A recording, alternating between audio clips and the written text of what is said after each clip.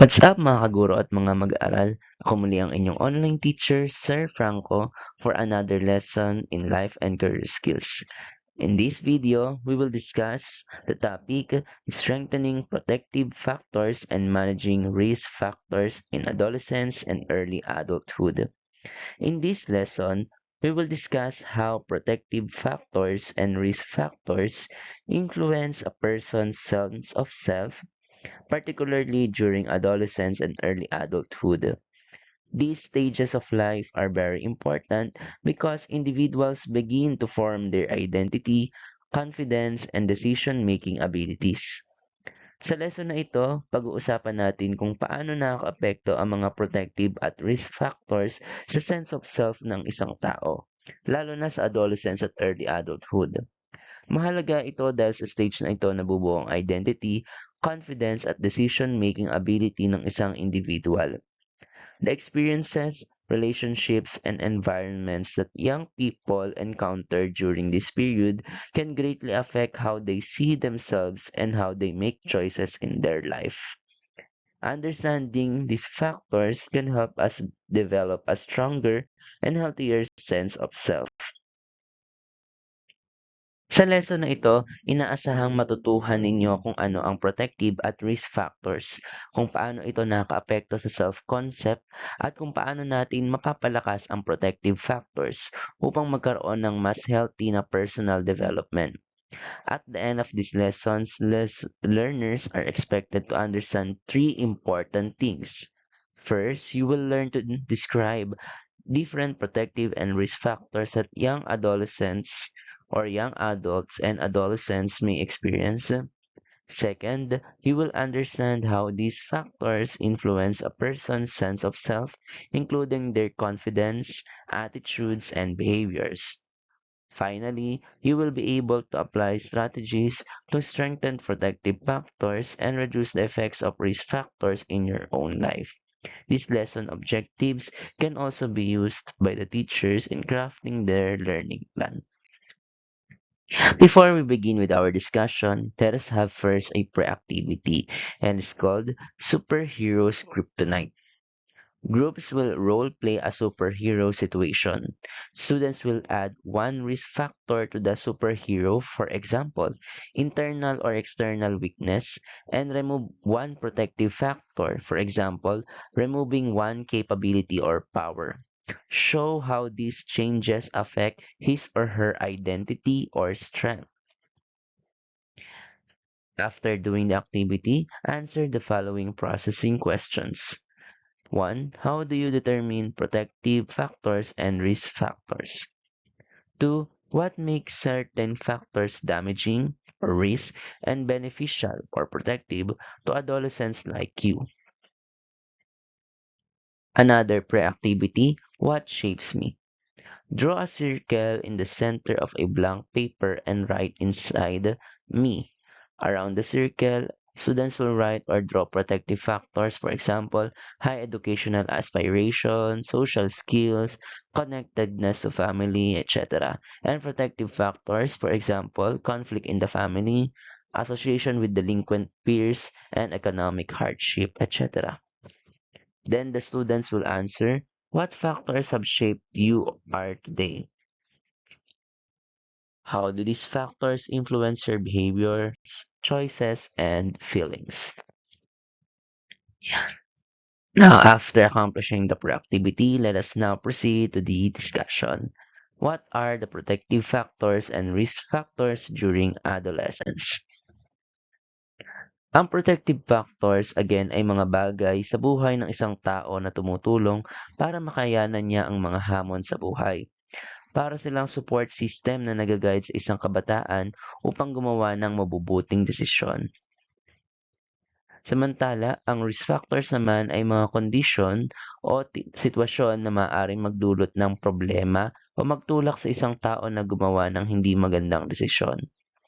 Halimbawa, ang pagkakaroon ng supportive family ay isang protective factor, habang ang exposure sa peer pressure or harmful environments ay maaaring maging risk factors. Ang dalawang ito ay mahalaga dahil may malaking epekto sila sa self-esteem, relationships, academic performance at decision-making ng isang kabataan. Maraming protective factors na makatutulong sa mga kabataan. Sa personal level, kabilang dito ang self-confidence, emotional control at positive mindset. Sa family, mahalaga ang supportive parents, open communication, at good role models. Sa school at community, nakakatulong ang supportive teachers, positive friends, at pagiging active sa school organizations tulad ng clubs o students group. Ang mga factors na ito ay nagbibigay ng guidance, motivation, and sense of belonging sa isang kabataan. Pero meron ding mga risk factors na maaring makaapekto sa development ng mga kabataan. Sa personal level, maaaring kabilang dito ang mababang self-esteem o hirap sa pagkontrol ng emosyon at lack of confidence. Sa family, maaaring maging risk factors ang family conflicts o kakulangan ng guidance mula sa magulang at kakulangan ng pakikipag-usap o communication at home. Sa social environment, malaking epekto rin ang peer pressure, bullying at exposure sa harmful behaviors. Kapag maraming risk factors ang nararanasan ng isang kabataan, mas nagiging challenging ang paggawa niya ng positive decisions. Now let's move to understanding sense of self. Ang sense of self ay tumutukoy sa kung paano natin nakikita, pinapahalagahan, at iniisip ang ating sarili. Nabubuo ito sa pamagitan ng experiences, relationships, at personal reflections. Malaki ang papel ng environment at social interactions sa paghubog ng ating self-concept. The sense of self refers to how individuals perceive, understand, and evaluate themselves. It includes how we see ourselves, our abilities, our personality, and our role in society. It also involves how we feel about our strengths and weaknesses, as well as the goals we want to achieve in life. Our sense of self develops over time through life experiences, relationships with others, and personal reflections. The environment we grow up in and the people we interact with can strongly influence how we view ourselves. There are three core aspects of self concept. Self concept is composed of self image, self worth, and ideal self. Ang self image ay kung paano mo nakikita ang iyong sarili. Self image refers to how you see yourself as a person, including your abilities and characteristics. Ang self-worth naman ay kung paano mo pinapahalagahan ang sarili mo. Self-worth refers to how much value you place on yourself or how important you believe you are. Samantalang ideal self ay ang taong nais mong maging sa hinaharap. Finally, the ideal self represents the person who you want to become in the future. It includes your dreams, goals, and aspirations. Together, these three aspects shape how individuals think, behave, and make decisions. Let us run down each. Ang self-image ay kung paano natin nakikita ang ating sarili. Minsan, maaring hindi ito tugmat sa reality dahil naimpluwensyahan ito ng experiences, feedback, at environment. Halimbawa, may student na naniniwalang hindi siya magaling magsalita kahit sinasabi ng iba na magaling naman siya. Self-image refers to the way individuals perceive themselves. Sometimes our self-image may not fully match reality because it is influenced by experiences, feedback from others, and personal beliefs. This shows how our perceptions about ourselves can sometimes be different from how others see us. Now, self-worth refers to the value or importance a person places on themselves. When a person has a strong sense of self-worth, they tend to feel confident and believe that they deserve respect and positive opportunities. Self-worth also influences how people make decisions and how they interact with others. Individuals who value themselves are more likely to make choices that protect their well-being and personal growth. Ang self-worth ay tumutukoy sa kung gaano mo pinapahalagaan ang iyong sarili. Kapag mataas ang self-worth ng isang tao, mas nagiging confident siya sa paggawa ng decisions at sa pakikipag-ugnayan sa ibang tao. Ideal self. Ang ideal self represents the persons that an individual hopes or dreams of becoming in the future. It reflects personal goals, ambitions, and aspirations. For many students, their ideal self may include becoming a successful professional, a responsible member of a society, or someone who contributes positively to their community. Having a clear ideal self can motivate individuals to improve their skills, work harder, and make better life decisions. Ang ideal self ay ang taong nais nating maging. Ito ang nagre-represent ng ating goals, dreams, at aspiration. Dahil dito nagkakaroon tayo ng motivation upang pagbutihin pa ang ating sarili.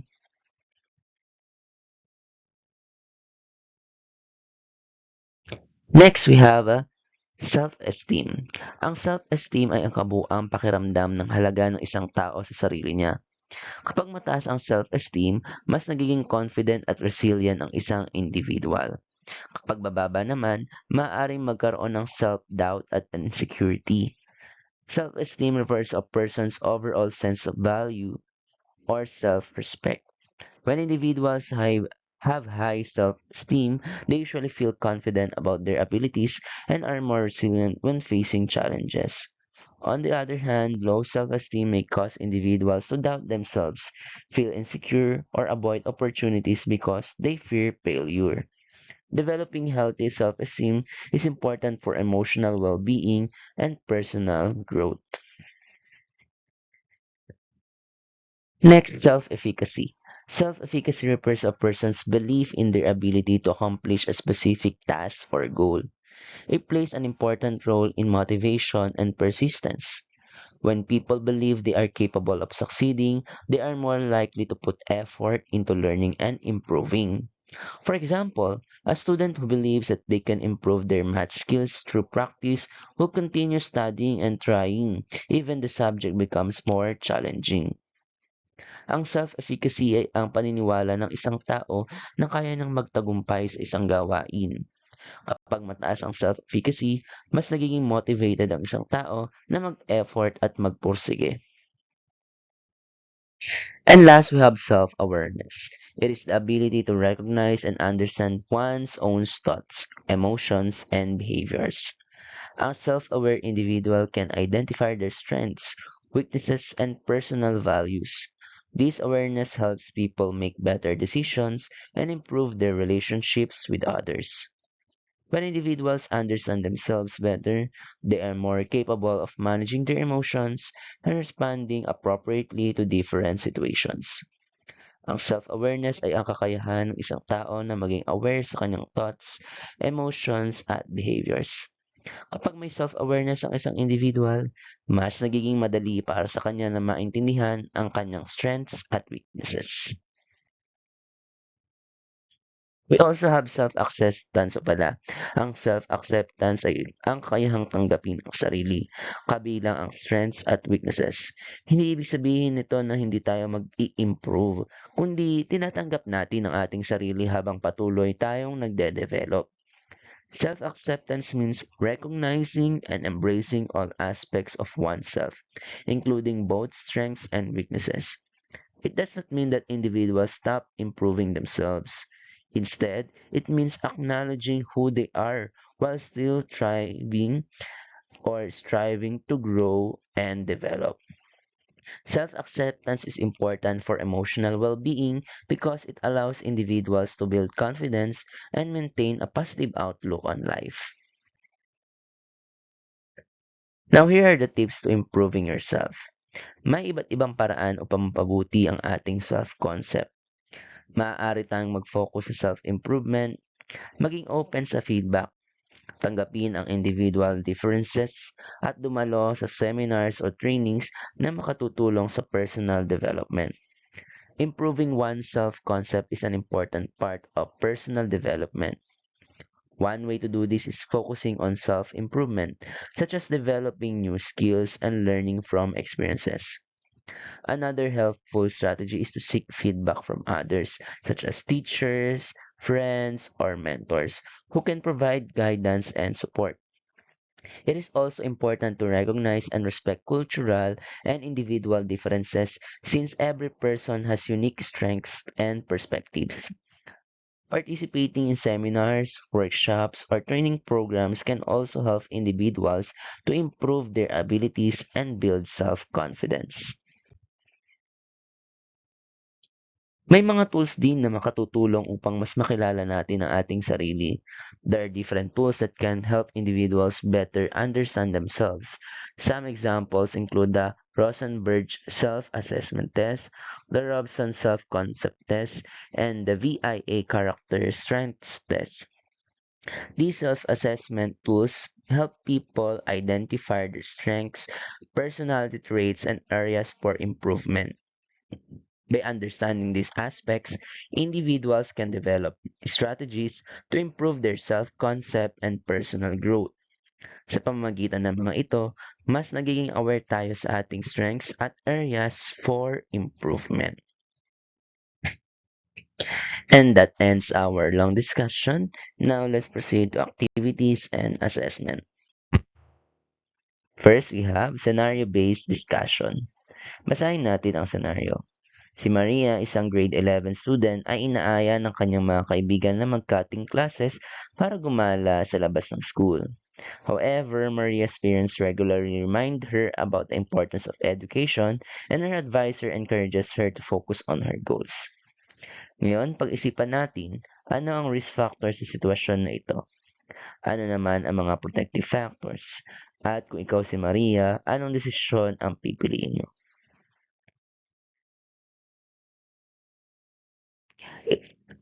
Ang senaryo ito ay nagpapakita ng halimbawa ng peer pressure na maaaring maging risk factor.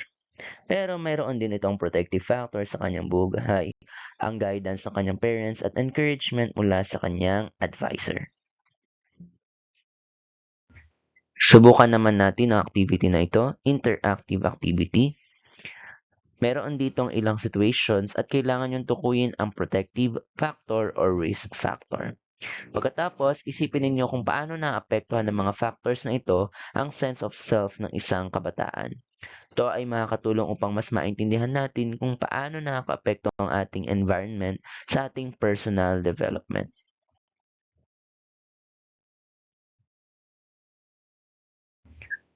Activity 3, how can I grow and flourish? List down strategies to help improve yourselves. This can be a learning or a new hobby or attending training programs. Then use this matrix.